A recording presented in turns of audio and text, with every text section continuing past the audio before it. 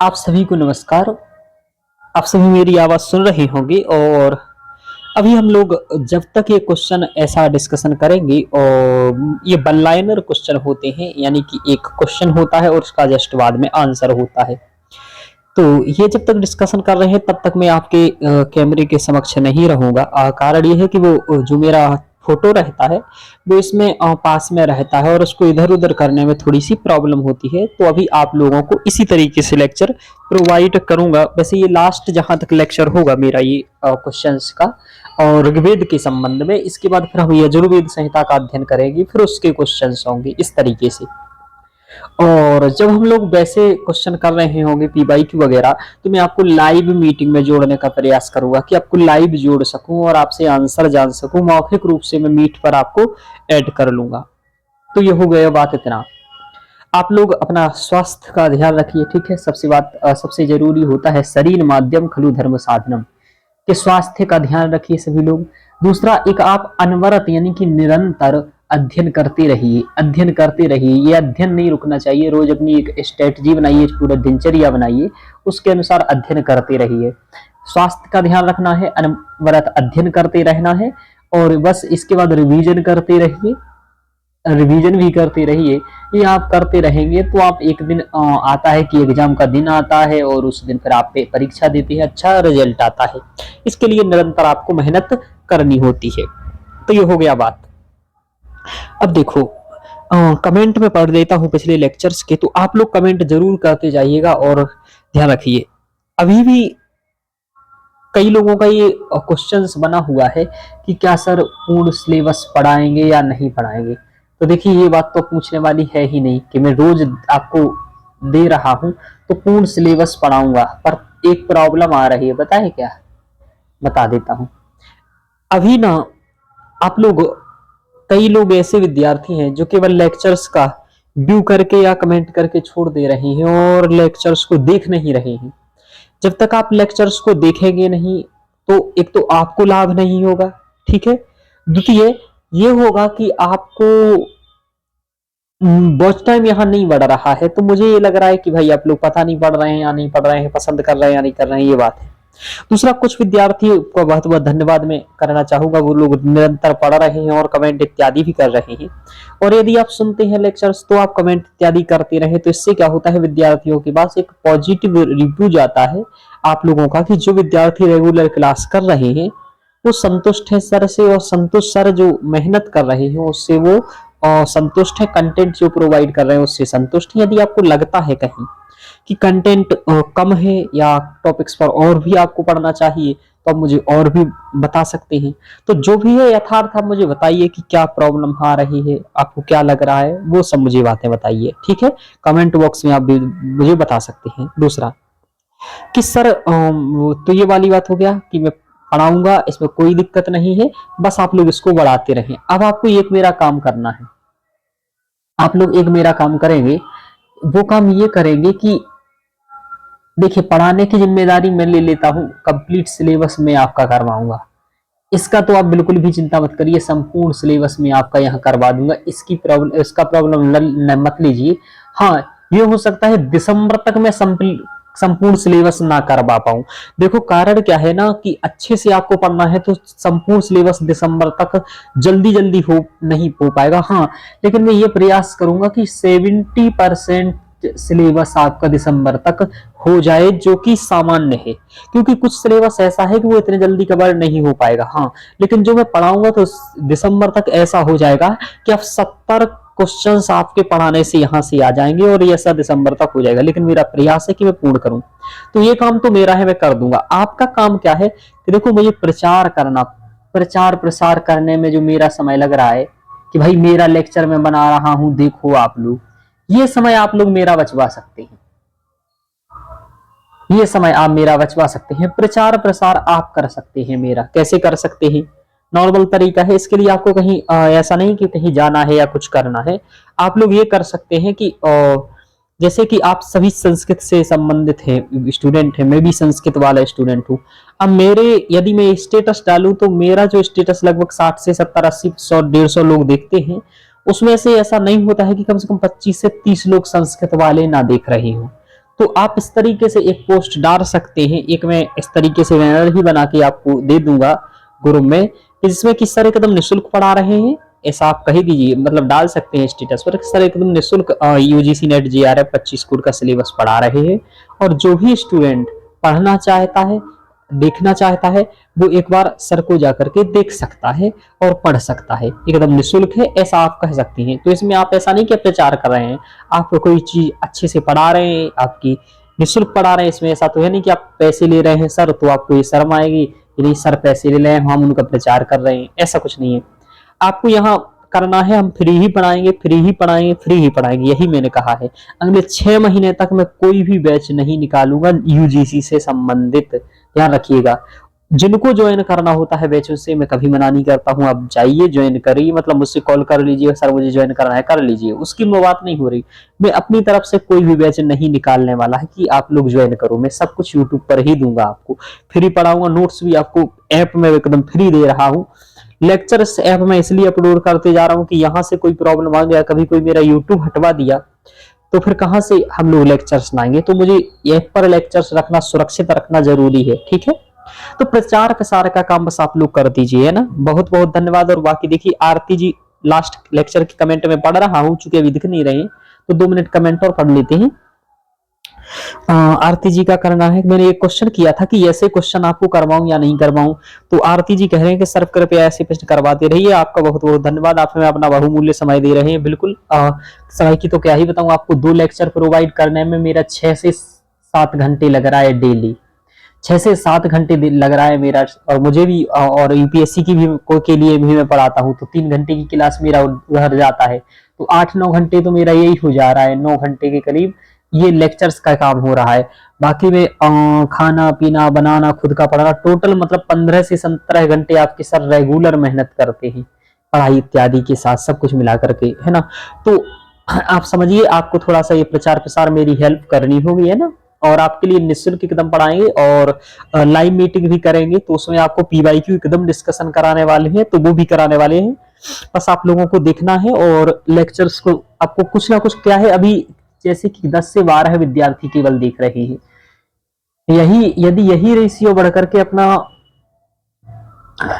20 से 25 विद्यार्थी यदि डेली देखेंगे और 2 लेक्चर देखेंगे, तो लगभग 50 घंटे वॉट टाइम, 40 घंटे वॉट टाइम होगा, तो इससे काफी ठीक बना रहेगा। इतना यदि होता रहेगा तो फिर ये मुझे मोटिवेशन आएगा, चलिए कम से कम इतना ये लोग वॉच टाइम बढ़ा रहे हैं और मैं मेहनत कर रहा हूं, तो कम से कम सफल जा रही है मेहनत, ये है। तो आप लोगों को ये काम करना है, जो आपको करना है वो मैंने बता दिया है, जो मुझे करना है वो मैंने सुन लिया है कि मुझे भाई संपूर्ण सिलेबस कराना है, ठीक है। तो ये है, बाकी सभी लोग कह रहे हैं धन्यवाद सर जी, है ना। अवंशिका जी बिल्कुल देखते हैं, अवंशिका जी रेगुलर देख रहे हैं, आरती जी रेगुलर देख रहे हैं, और बिहार किड्स के नाम से लास्ट कमेंट किया है, थैंक यू जो भी है आप, है ना। तो आप सभी कमेंट किया करिएगा जो जो देखते हैं, जैसे मैं इन लोगों के नाम बहुत जानने लगा हूँ, आरती जी, अवंशिका जी, ऐसे और लोग, तो ऐसे जिन लोगों के इस तरीके से और भी कई लोग करते हैं, तो जो भी करते हैं आप कमेंट करेंगे तो मुझे मालूम चलेगा, और लोगों को ये भी मालूम चलेगा, चूंकि रिव्यू करके लोग देखते हैं कि भाई कैसा पढ़ा रहे हैं सर, तो ये आप कमेंट करेंगे सर ठीक पढ़ा रहे हैं और कंटेंट बेहतर दे रहे हैं, और जो भी आपको लगे कि इस तरीके से, तो वो आप अपना रिव्यू दे सकते हैं। कोई गलत आपको लगता है, कोई ये लग रहा है कि सर को ये सुधार करना चाहिए, तो आप सर के मित्र हैं भाई, है ना, भाई हैं, बहन है, मित्र है, जो भी आप समझे मुझे, है ना, और बस पढ़ाई करें, जो भी समझे, कोई दिक्कत नहीं है। तो इस तरीके से, है ना, पढ़ते रहिए। चलिए अब हम लोग पढ़ना स्टार्ट करते हैं, बातें बहुत हो गई हैं, क्योंकि आपसे सीधा संपर्क नहीं होता, इसलिए बातें करना बहुत जरूरी है, और मैं बिना बातें किए हुए पढ़ाता नहीं हूँ। चलिए, हालांकि लेक्चर्स के दौरान मैं बात कम करता हूं। अब देखिए, हम लोग पढ़ना स्टार्ट करते हैं। हम लोगों ने पिछले लेक्चर्स में 80 क्वेश्चन तक कर लिए थे। एक क्वेश्चन क्यों करा रहे हैं, इसका सबसे बड़ा प्रयोजन 2 है इस क्वेश्चन को करने का। एक तो है इसका जो पढ़ा हुआ है उसका रिवीजन करना, कि सर ने जो पढ़ाया है वो सही पढ़ाया है और क्वेश्चंस भी वैसे ही बनते हैं। दूसरा है कि संस्कृत में कैसे क्वेश्चन बनते हैं। हिंदी में तो देखिए आपको समझा दिया है, तो संस्कृत में कैसे क्वेश्चन बनते हैं और संस्कृत कैसी रहती है, कैसे थोड़ा सा संस्कृत इससे क्या होगा, संस्कृत की आपकी समझ भी थोड़ी सी बढ़ेगी कि आप क्वेश्चनों को समझ पाएंगे और कोई नया चीज नहीं लगेगा। जैसे कि 2000 ये लिखा है 2467 को संस्कृत में क्या बोलेंगे, ऐसे कुछ कुछ चीजें आ जाती है, तो ये आपको मालूम होगा। रिवीजन होता है, संस्कृत समझ में आती है, ये होता है। और आप वन लाइनर यदि प्रश्नों के उत्तर देने में सक्षम हो जाते हैं, तो आप एक के जब आपका क्वेश्चन है और आपके पास एक आप बिना विकल्प बताए आंसर दे रहे हैं, ये बहुत बड़ी बात होती है।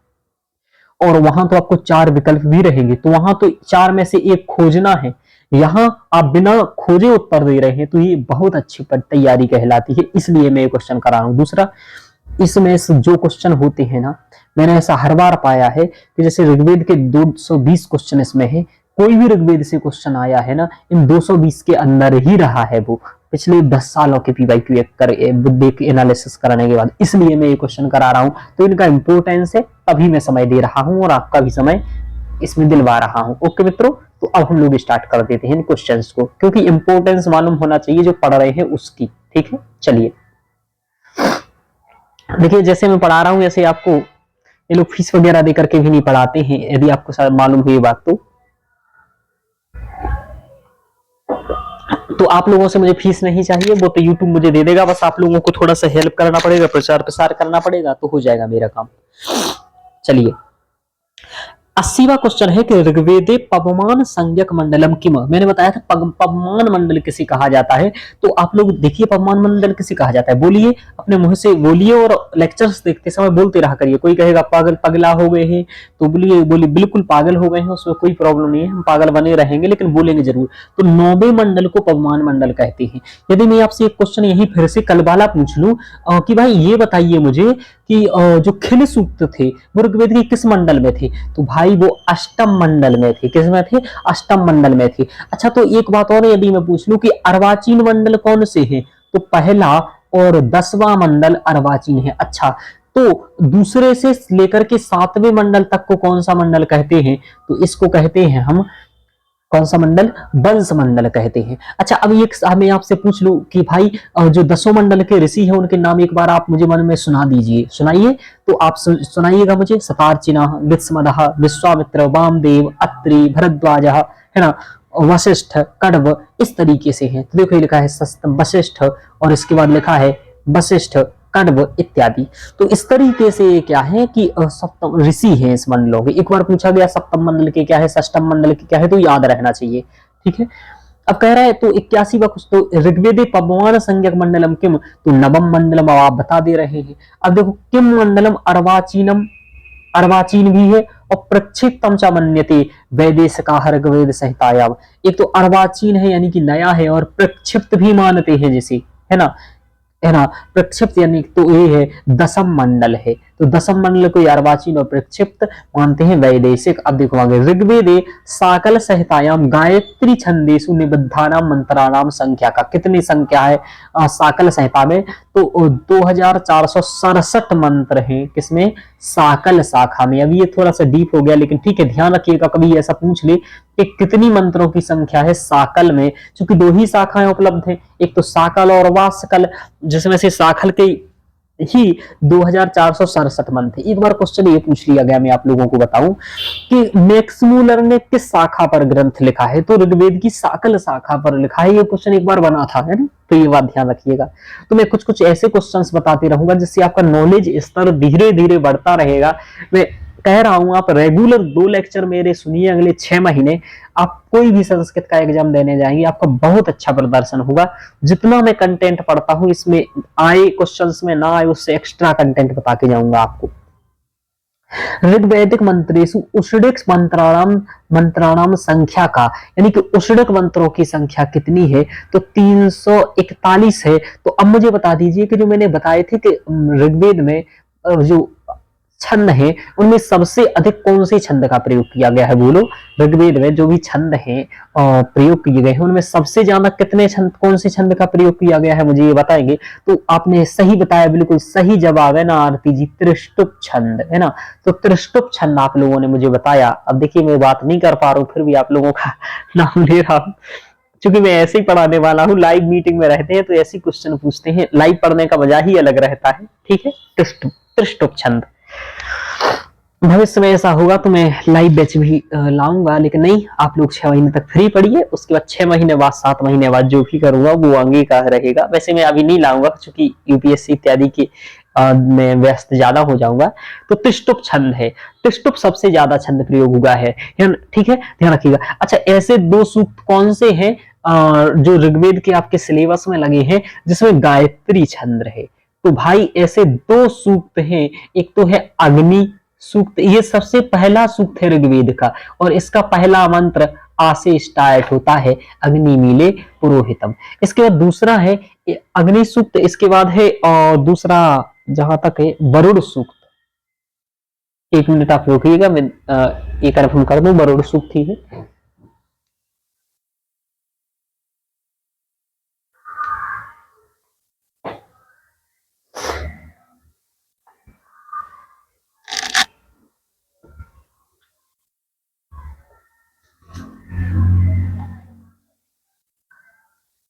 जी बिल्कुल, वरुण सूक्त ही है। तो हम लोग आगे चलते हैं, अब आगे पढ़ते हैं। अब देखो, अब आपको याद करना है, मैंने बताया था छंदों के बारे में, गायत्री गनुष्टुप्चा, गायत्री उष्णिक अनुष्टुप्चा बृहति पंक्ति रेवचा त्रिष्टुप्चा जगती चैव, ये आहे वैदिक छंदोच्यते। तो ये वाली बात आपको याद रखनी है कि क्रम से छंदों के नाम है। अब देखो, अनुष्टुप छंद, अनुष्टुप छंदया ऋग्वैदिक मंत्राणाम संख्या कति वर्तते? तो 855 है, यानी थे तो ये हो। तो गायत्री छंद की इतनी है, निबद्ध मंत्रों की संख्या इतनी है। अब ये सब बातें थोड़ा ज्यादा ही डिटेल्स हो गया, ये सब पेपर में नहीं आता है। ऋग्वेद बृहति छंदोबद्ध मंत्राणाम संख्या कितनी है? पंक्ति छंदों की मंत्रा कितनी है? ऋग्वेद संहितायाम तिष्टुप संज्ञक कति मंत्रा? तो 4253 तिष्टुप संज्ञक मंत्र है। देखो, सबसे अधिक तिष्टुप संज्ञक मंत्र है, और इसलिए मैंने कहा था सबसे ज्यादा छंद कौन सा प्रयोग हुआ है? त्रिष्टुप छंद प्रयोग हुआ है। देखिए, अखिले ऋग्वेद संहितायाम जगती छंद समाश्रिता कति मंत्रा सन्ति? तो 1348 है, इतना ज्यादा नहीं आएगा। अखिले ऋग्वैदिक भागमयी एक पदा ऋचा कति प्राप्यन्ते? एक पद ऋचाएं कितनी प्राप्त होती हैं? तो 6 होती हैं। नित्य द्विपद ऋचा कति विद्यन्ते साकल संहितायाम? तो 17 है। अब ये आपको याद, चत्वारि सिंगा त्रयो अस्य पादः इति मंत्र से संदर्भ संख्या का अस्ति, इसकी संदर्भ संख्या क्या है? तो ये तो कुछ ज्यादा ही कठिन नहीं हो गया, 4.58.3 ये हो गया, चत्वारि श्रृंगा त्रयो अस्य पादा, ये वाली बात है ना। पुरुरवा उर्वशी संवाद सूक्ते ऋग्वैदिक क्रम कहा? तो ऋग्वैदिक का क्रम क्या है पुरुरवा उर्वशी संवाद में? तो 1095 है। और यम यमी संवाद से ऋग्वैदिक क्रम क्या है? तो 10-10 है, यानी कि पहले 10-10 आएगा, फिर आएगा 10-95। तो यम यमी संवाद, पुरुरवा और वसी संवाद, जस्ट इसके बाद हम लोगों को पढ़ना है, और एक एक को बहुत अच्छे से समझाएंगे, क्वेश्चन बनता रहता है इन पर कभी कभी। तो ये है उचित सखायाम सख्यावृत्याम इति मंत्रः कस्मिन् सूक्ते समुपलभ्यन्ते? तो यह यम यमी संवाद सूक्ते समुपलभ्यन्ते, यम यमी संवाद सूक्त में यह प्राप्त होता है। ठीक है, आगे चलते हैं। सर्मापणी संवाद सूक्त ऋग्वैदिक क्रम कहा? तो सर्मापणी संवाद सूक्त का ऋग्वैदिक क्रम क्या है? तो यही है 10-108। विश्वामित्र नदी संवाद से ऋग्वैदिक क्रम कहा दिए है। फिर पर्वतानाम उसती उपस्थाश्च, ये क्या है? पर्वतों से कौन निकलती है भैया? नदी निकलेगी, तो विश्वामित्र नदी संवाद है। ध्यान रखिएगा, आपको मैं इस तरीके से पढ़ाऊंगा कि चीजें याद रखेंगे। पर्वतों से क्या निकलता है? नदी निकलती है, तो भाई पर्वतानाम उपस्थाश्च, है ना। इति मंत्र कस्मिन् सूक्ते प्राप्यते संप्राप्यते? तो विश्वामित्र नदी संवादे संप्राप्यते। ये सभी आपको पढ़ना है कुल मिलाकर के। अब ये इससे क्वेश्चंस का तरीका आपको समझ में आ रहा कैसा पूछा जाता है कि भाई एक मंत्र दे देगा और पूछेगा एक किस सूक्त का है, वो आपको बताना पड़ेगा। एक मंत्र दे देगा, पूछेगा किस संवाद का है, वो देना पड़ेगा। ये आपको संवादों के जो क्रम संख्या है उनको क्रम से लगाने को भी पूछ सकता है। तो जब पढ़ते समय हम लोग ये भी ध्यान रखेंगे। तो पहले इसको कहते हैं रिवर्स इंजीनियरिंग। यदि आपने पढ़ा हो स्मार्ट स्टडी, स्मार्ट स्टडी के जो तरीके होते हैं उसमें एक होता है रिवर्स इंजीनियरिंग। रिवर्स इंजीनियरिंग का मतलब होता है कि सबसे पहले आप क्वेश्चन पढ़ो, क्वेश्चन का पैटर्न समझो, पैटर्न के आधार पर के साथ ही आप इस यहाँ क्वेश्चन के साथ पैटर्न देख लिया, सिलेबस देखो, तो क्वेश्चन के पैटर्न और सिलेबस के आधार पर अब आप नोट्स प्रिपेयर करो, और नोट्स प्रिपेयर करने के बाद फिर आप उनको याद करो, और याद करने के बाद फिर प्रैक्टिस करो, और प्रैक्टिस करने के बाद फिर क्वेश्चन लगाओ, और फिर क्वेश्चन लगाने के बाद फिर ये सिलेबस बनाओ, फिर करो। इस बार यदि आप 7-8 बार काम कर लेते हैं तो आपका कोई भी एग्जाम निकल जाएगा। इसी को रिवर्स इंजीनियरिंग या स्मार्ट स्टडी कहते हैं कि पहले क्वेश्चंस को पढ़ो, फिर उसके सिलेबस को पढ़ो, क्वेश्चंस सिलेबस को पढ़ करके सिलेबस डिसाइड करो कि क्या होगा, क्योंकि जो सिलेबस दिया जाता है वो थोड़ा सा दिया जाता है, असली सिलेबस मालूम चलता है क्वेश्चंस से कि क्वेश्चंस कैसे बन रहे हैं। तो ठीक है, चलिए आगे बताएंगे, ये बातें जो आपके काम की है वो मैं बताते जा रहा हूँ। चलिए, तो ऋग्वेद में इति क्रमेण संकेतितः मंत्रः का अग्निमीले पुरोहितम, मैंने कि पहले मंडल के पहले सूक्त का पहला मंत्र क्या है ये पूछ रहा, तो अग्निमीले पुरोहितम है।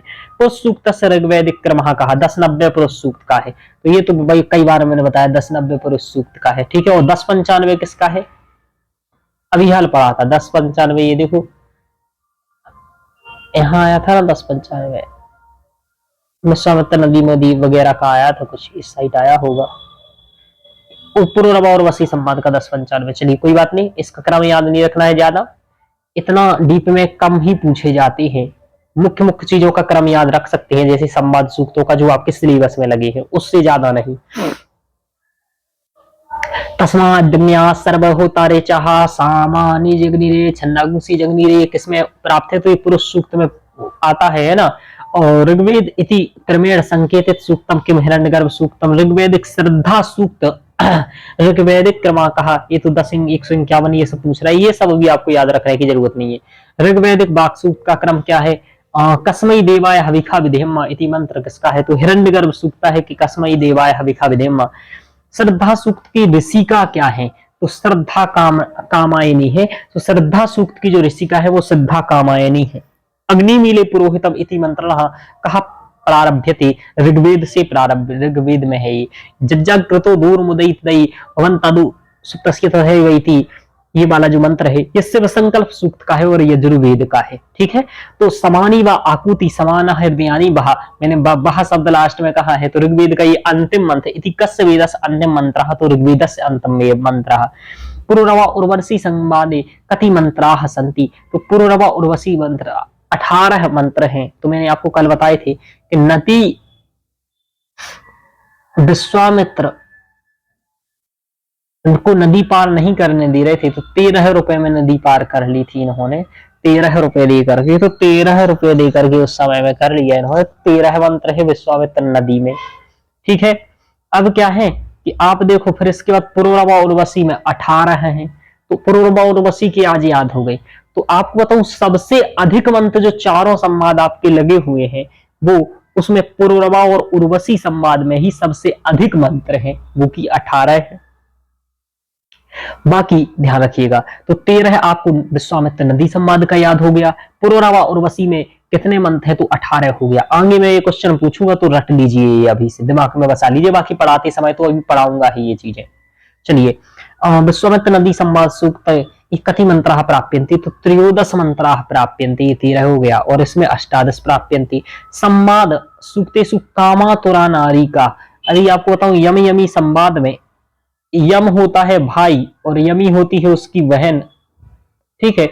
तो यमी यम से कहती है मैं तेरे साथ सहभाग चाहती हूँ, यानी कि संभोग इत्यादि काम क्रिया करना चाहती हूँ, तो ये यम मना करता है, और ये मना करता है और कई सारे तर्क देता है, और जो तर्क देता है कि मैं तेरे साथ नहीं करूंगा काम इत्यादि, तो क्या तर्क देता है, एक वो है बात, एक तो उस तरीके से मंत्र है, दूसरा यमी इसके तर्कों का खंडन करती है और कहती है जो यमी अपनी ओर से कहती है यम से, तो वो है।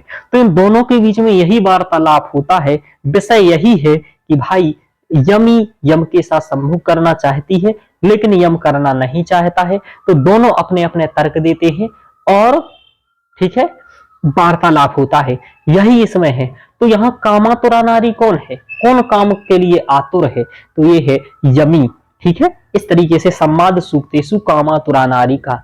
अब इसमें आपको याद रखवाएंगे कि संपूर्ण यही बातें मैं आपको बताऊंगा इसमें, और इसकी लाइन याद करना है आपको।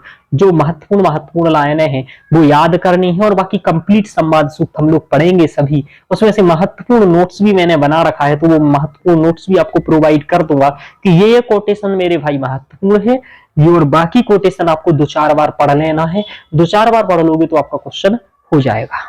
ठीक है, चलिए, तो ये आपको समझ में आ गया होगा। आगे चलते हैं।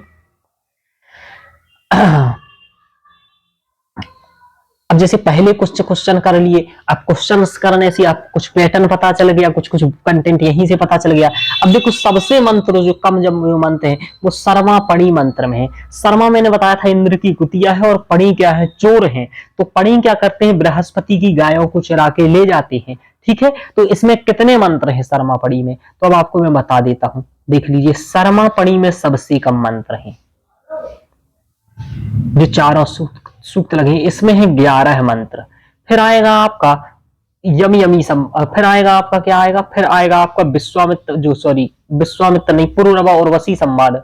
तो पुरूरवा उर्वशी संवाद में आप याद रखो, पुरूरवा उर्वशी में सबसे नीचे इसको लिख लेना, पुरूरवा उर्वशी संवाद को, और इसमें लिख देना कि पुरूरवा उर्वशी में 18 मंत्र हैं।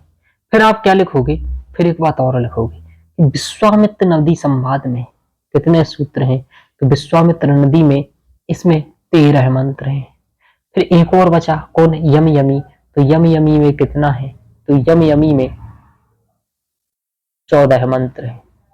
तो ये मंत्रों का क्रम ही आपको क्रम से याद रखना, 11 13 14 18 है, 11 13 14 18 है, 11 13 14 18 है, कभी कंफ्यूज नहीं हो जाना है। तो शुरू में है सर्वापणी। अब देखो कैसे याद रखोगे, याद करने की ट्रिक अभी आपको बाद में बता ही दूंगा, है ना। तो देखो मैंने बताया पुरूरवा उर्वशी, है ना, पुरूरवा उर्वशी, विश्वामित्र नदी, है ना, विश्वामित्र नदी, ये हो गया। तो सबसे पहले सर्वापणी आ गया, सर्वापणी को याद रखना है ना। तो इसको याद करा देंगे, ट्रिक अभी आपको बता दूंगा बना करके, जब पढ़ाऊंगा तब। तो इस तरीके से अभी याद रख लीजिए कि सर्वापणी में 11 मंत्र हैं, विश्वामित्र नदी में 13 मंत्र हैं, यम यमी में 14 मंत्र हैं, बुरा और समिति 18 मंत्र। क्या सही मंत्र पूछा जाता है? अरे मेरे भाई कई बार पूछा तक गया है ना पीवाईक्यू में। अभी पीवाईक्यू करवाऊंगा तो सब आपको याद आ जाएगा, इसलिए याद कर लीजिए कि पुरूरवा और वसी सबसे लास्ट में रख देना है इनको, पुरूरवा और वसी को। तो ये 18 है, और सर्वापणी को सबसे पहले रख लेना है, इसी तरीके से लिखिएगा।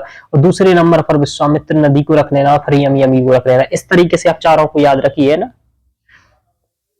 चलिए आगे चलते हैं। तो ये मंत्र भी आपको याद यही करा दिए। जो आगे वाला जस्ट टॉपिक्स के बाद संहिता साहित्य के बाद यही पढ़ेंगे। ऐत्रेय ब्राह्मण संबद्धा वेद का हस्ती, तो ऋग्वेद में है। कौशितकी ब्राह्मण का नामांतरम अस्ति सांखायन, कौशितकी का नाम सांखायन है। जो सांखायन वो अपने पिता को फेमस करना चाहते थे कौशितकी को, तो इसीलिए इनका कौशितकी और ब्राह्मण और सांखायन एक ही है। ठीक है, आगे चलते हैं। तो बास्कलोपनिषद संबद्धा वेदा, तो ऋग्वेदेतर उपनिषद अस्ति। अब देखो वेरी गुड, ये क्वेश्चन इसी बार पैटर्न आया, और यही पैटर्न पकड़ करके 2-3 क्वेश्चन बना दिए गए थे, और उसमें कई लोगों के क्वेश्चन गलत हुए थे और कंफ्यूज हुए थे। ऋग्वेद इतर उपनिषद अस्ति, ऋग्वेद को छोड़ करके उपनिषद है, तो ऋग्वेद इतर, इसमें क्या किया गया है, संधि कर दी गई है, ऋग्वेद प्लस इतर, आवनी को मिला करके ए कर दिया, यानी कि गुण संधि कर दिया। तो गुण संधि करके ही क्वेश्चन पूछ लिया। तो ऋग्वेदेतर उपनिषद अस्ति, श्वेता श्वेतर उपनिषद, है ना। तो ये है ऋग्वेद से शिक्षा वेदांग किम अस्ति, ऋग्वेद का शिक्षा वेदांग कौन सा है, तो आपसे बताऊं पाणिनि शिक्षा ऋग्वेद का है, पाणिनि शिक्षा ऋग्वेद का है। तो मैं आपसे क्वेश्चन पूछता हूं, आप क्वेश्चन में इसका मुझे आंसर दीजिएगा कि नारदीय शिक्षा किस वेद से संबंधित है, नारदीय शिक्षा किस वेद से संबंधित है, ये आप मुझे कमेंट बॉक्स में बताएंगे, नारदीय शिक्षा किस वेद से संबंधित है। ठीक है, चलिए। तो पाणिनि शिक्षा तो इसी से संबंधित है। ऋग्वेद से संबंधित ऋक् तंत्र प्रतिशाख्य भी है। ऋक् प्रतिशाख्य नामांतराणि कानि सन्ति, तो देखो ऋक् प्रतिशाख्य का तो दूसरे नाम क्या है, तो ऋक् लक्षण है। और इस ऋक् लक्षण या ऋक् प्रतिशाख्य के लेखक कौन है, मैंने कल ही बताया था, शौनक है। परिषद भी कहते हैं, पार्षदाह भी से कहते हैं। ऋग्वेद से धर्म सूत्रम के मस्ते, ऋग्वेद का धर्म सूत्र को क्या है, तो वशिष्ठ धर्म सूत्र है। ये भी मैं आपको पढ़ा चुका हूँ। ऋग्वेद का धर्म सूत्र क्या है, तो वशिष्ठ धर्म सूत्र है। अब आपको रिवीजन हो रहा होगा यदि आपने अच्छे से पढ़ा है, याद किया है, और नहीं पढ़ा होगा तो ये आपको रिवीजन नहीं हो रहा होगा। ऋग्वैदिक देवता नाम उपाधि अस्ति, ऋग्वैदिक देवताओं की उपाधि है असुरः, तो देवताओं की उपाधि असुर है। ये बात ध्यान रखना कि ऋग्वैदिक देवता नाम उपाधि अस्ति असुरः, तो व्यक्ति कोई नहीं लगाएगा ये क्वेश्चन, क्योंकि असुर देवताओं की उपाधि कैसे हो सकती है ऐसा आदमी सोचेगा, लेकिन ठीक है ध्यान रखना है। एक बार कई बार पूछा गया कि धृतव्रतः विशेषणेन विशिष्टा कहा, धृतव्रत विशेषण किसका है, तो वरुण को धृतव्रत कहते हैं। धृतव्रतः किसे कहते हैं, वरुण को कहते हैं, ठीक है ना, ध्यान रखिएगा। वैदिक देवतासु मार्गाध्यक्षा कहा, वैदिक देवताओं को मार्ग दिखाने वाला कौन है, तो वरुण ही है, ध्यान रखिएगा ये बात। अब आगे आया आधृणी इति उपाधि नाम उपहिता देव विशेषा कहा, आधृणी यह किस देवता की उपाधि है, तो वरुण देवता की उपाधि है। अब क्या करिए, आप सिलेबस के ऊपर ही नाम लिख लीजिए वरुण देवता, और उस वरुण देवता के आगे लिखना स्टार्ट कर दीजिए, है ना। क्या करेंगे, लिखना स्टार्ट कर देंगे कि आधृणी कौन है या पूषण कौन है, तो ये वरुण देवता है। आकर्षणेन रजसा वर्तमान निवेशयन्नमृतमर्त्येन च हिरण्येन सविता रथेन, ये वाला किसका है, तो हिरण्येन सविता रथेन, मैंने मंत्र ही पूरा बोल दिया तो वो सविता शब्द आ ही गया उसमें। आकर्षणेन रजसा वर्तमान निवेशयन्नमृतमर्त्येन च इति मंत्र कहा संबद्ध, तो सविता से संबंधित यह मंत्र है। उरुक्रमः कहा, तो उरुक्रमः विष्णु हूं, तो अब आपको कहना है विष्णु को उरुक्रमः कहा गया है। कई बार पूछे जाते हैं ऐसे क्वेश्चन ना, और लोगों को नहीं आते हैं ये क्वेश्चन, क्यों, क्योंकि भाई मूल बातें सब पढ़ करके जाते हैं, अष्टक क्रम क्या है, मंडल क्रम क्या है, ये क्या है, वो क्या है, वो देवताओं पर विचार ही करके नहीं जाते हैं, ठीक है। तो देवता कौन सा देव किस लोक का है, कौन से देवता का क्या नाम है, ऐसा आपको लिस्ट बना लेना है कि इस देवता को ये सब विशेषण बोले गए हैं। जैसे आज नहीं होते हैं कि आपका उपनाम क्या है ना, तो शादी के बाद 25-50 नाम रख जाते हैं, है ना। या फिर प्रेमी प्रेमिका होते हैं तो एक दूसरे के 20-25 नाम रख लेते हैं ना। मैं बताऊंगा नहीं क्या क्या नाम रख लेते हैं, आप लोग सब प्रबुद्ध हैं, है ना। चलिए तो उरुक्रमः कहा, तो विष्णु हूं, उरुक्रमः कौन है, तो विष्णु। तो ऐसे ये लोग भी 20-25 नाम रख लेते हैं, उरुक्रमः ये वो दुनिया भर का, तो याद रखना पड़ते भाई। उस समय इनके पास ऐसे ही नाम थे, आज आपके पास आ गए हैं ना, बाबू सोना जानू मानू, ये सब इनके पास तो यही था भाई कि आधृणी सविता उरुक्रमः इत्यादि इत्यादि। चलिए आगे चलते हैं। तो विष्णु निवास स्थानम कुत्र अस्ति, विष्णु का निवास स्थान क्या है, तो द्युलोक है, द्युलोक है। विष्णु का निवास स्थान क्या है, तो द्युलोक है, यानी कि विष्णु कहाँ रहते हैं, तो द्यू में रहते हैं। विष्णु भैया सबसे ऊपर रहता है, नीचे थोड़ी ना रहेगा, मनुष्य भाई देवता है। तो अच्छा मैंने एक और बताया था कि द्युलोक में कौन कौन रहता है, तो द्युलोक में अब आप याद रखिएगा, द्युलोक में एक तो विष्णु भी रह रहा है और एक सूर्य भी रहते हैं। तो सूर्य और विष्णु द्युलोक वाले देवता है, ध्यान रखिएगा, सबसे ऊपर वाले। ये है अंतरिक्ष, ये है पृथ्वी भूलोक, ये है अंतरिक्ष लोक। ये है अंतरिक्ष में कौन रहता है, तो वायु रहती है, सबसे बड़ी बात ध्यान रखिएगा वायु। और यहाँ क्या रहती है, ठीक है, और अग्नि रहती है यहाँ। आपको बताऊं जो इंद्र भी होता है, इंद्र भी यही रहता है। कहाँ रहता है, इंद्र यही रहता है ना।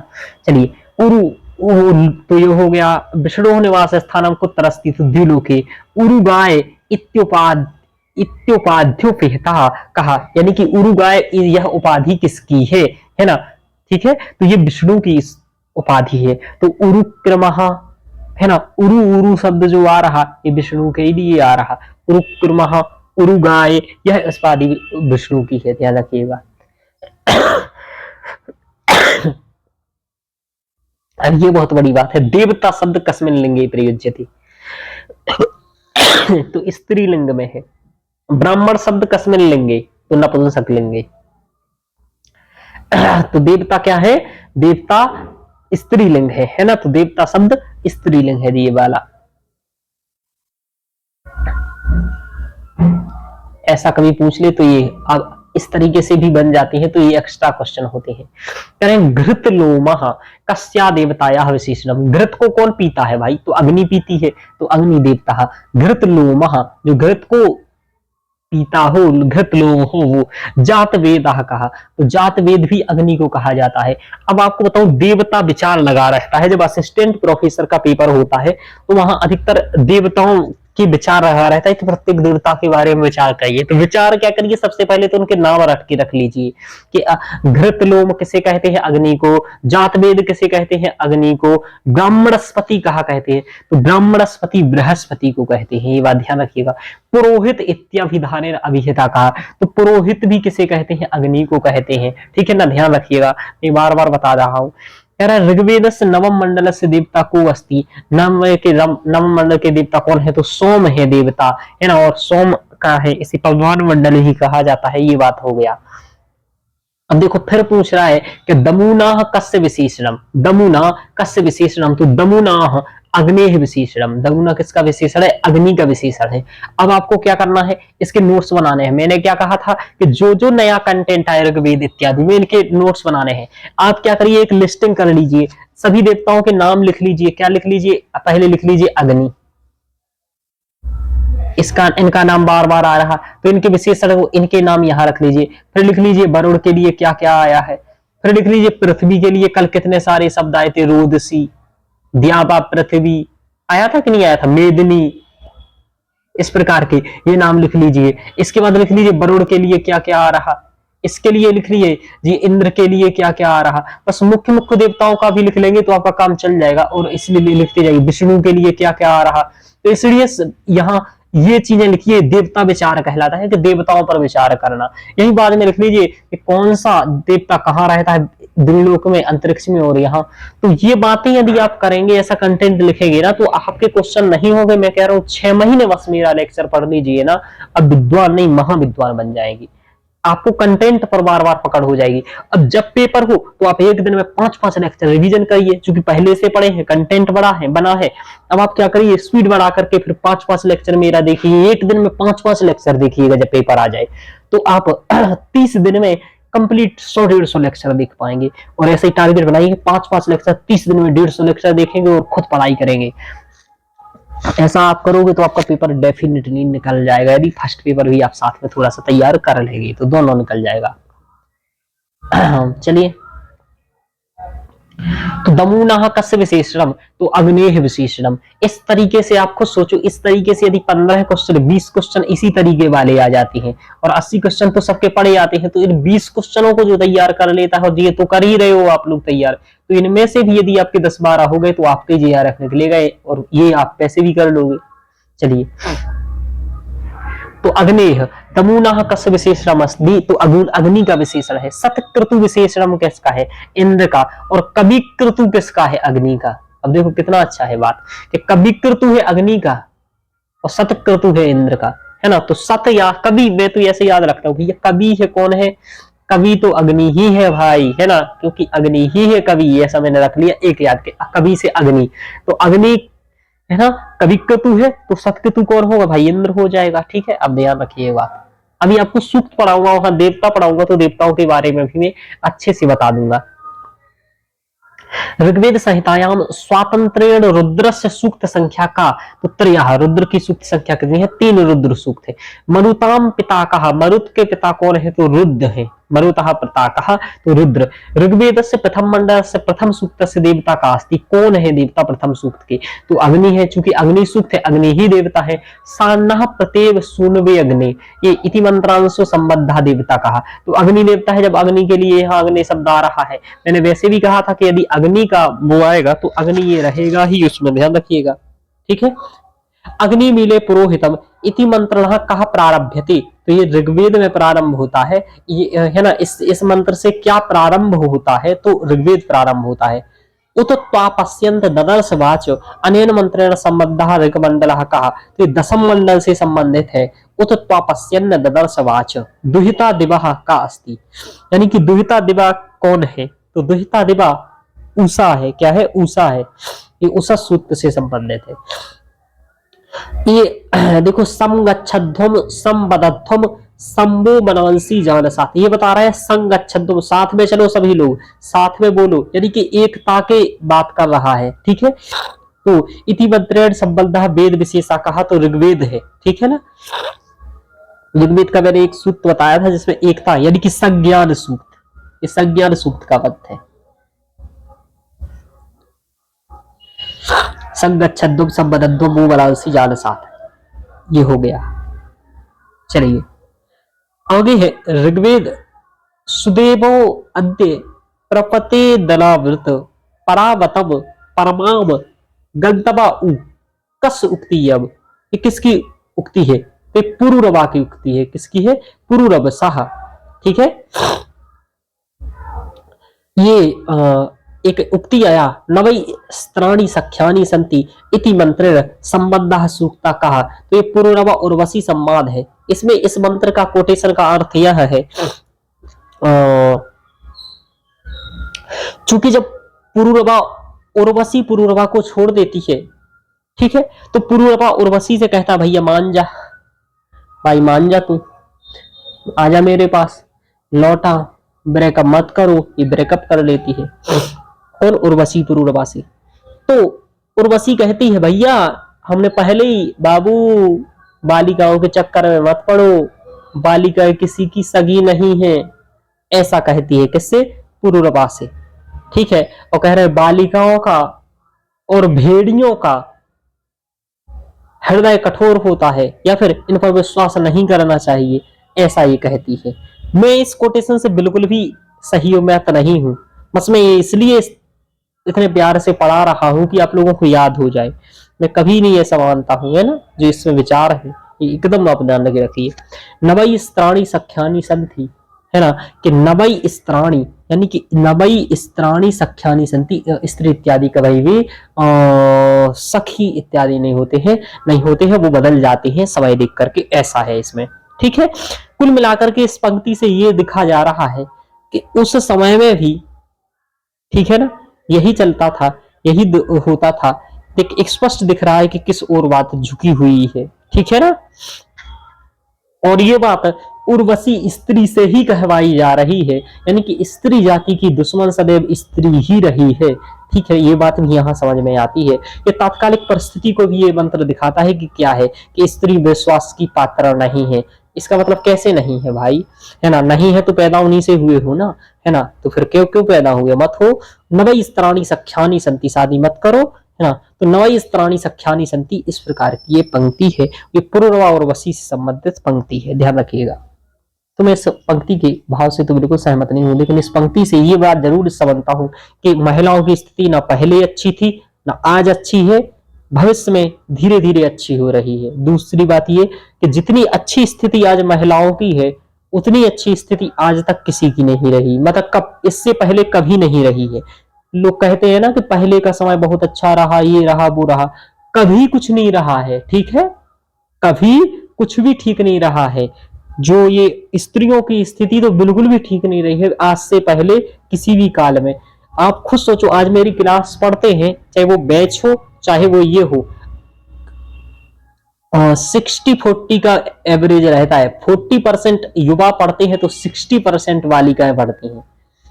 तो आज ये अच्छा रेशियो है कि हम बालिकाएं अच्छे से पढ़ रही हैं, आगे बढ़ रही हैं, युवा कमजोर हो रहे हैं, युवा नहीं पढ़ पा रहे हैं। युवाओं के साथ भी बहुत सारी मजबूरियां हैं बेचारे के साथ, कमाने का चिंता, ये चिंता वो चिंता, स्त्रियों के साथ भी ये वाली बात है।